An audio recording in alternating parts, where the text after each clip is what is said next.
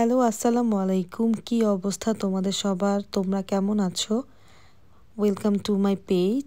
আজকে একটা ছেঁড়া প্যান্টের ভিডিও নিয়ে চলে এসেছি। প্যান্টটা আসলে আমার না, আমার ছোট বোনের। ও এটা ফেলেই দিতে চেয়েছিল, কিন্তু আমি বললাম যে না, এটা রেখে দে, আমি দেখি এটা দিয়ে কী করা যায়।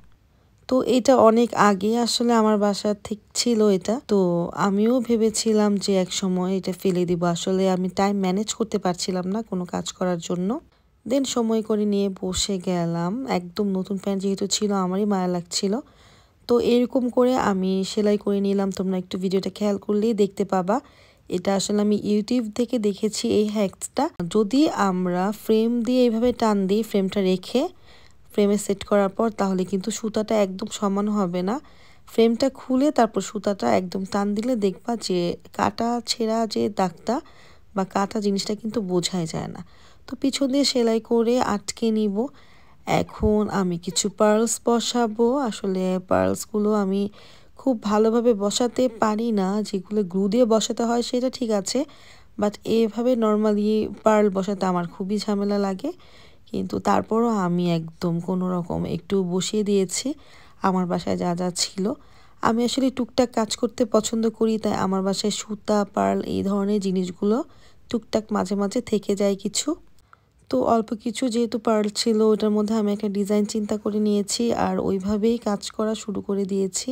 কিছু সিকোয়েন্স আমি বসিয়ে দিয়েছি সুই সুতা দিয়ে। আসলে সুই সুতা দিয়ে বসালে অবশ্যই অনেক বেশি মজবুত হয়। দেন দেখি যে একদম ফাঁকা ফাঁকা লাগছে, তারপর আমি একটু গ্লু বসিয়ে নিয়েছি আর আরও কিছু সিকোয়েন্স স্টোন এগুলো সুন্দর করে বসিয়ে দিয়েছি।